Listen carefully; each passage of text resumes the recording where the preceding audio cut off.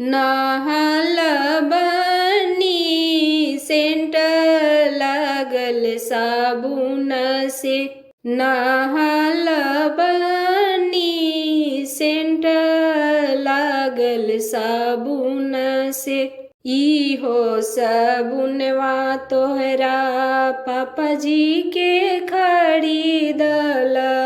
इहो साबुनवा तोहरा पापाजी के खरीदल।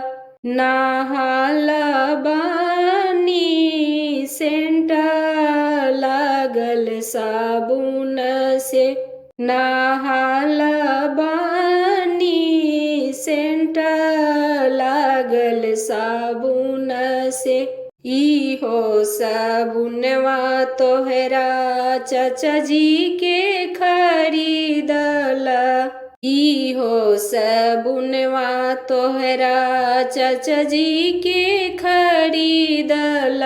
नहाल बनी सेंट लागल साबुन से। नहाल बनी सेंट लागल साबुन से। इहो साबुनवा तोहरा भैया जी के खरीदल। इहो साबुनवा तोहरा भैया जी के खरीदल।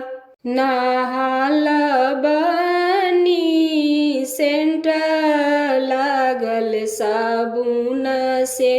नहाल बनी सेंट लागल साबुन से।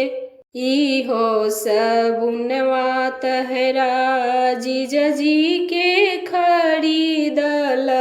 इहो साबुनवा तोहरा जीजा जी के खरीदल। ना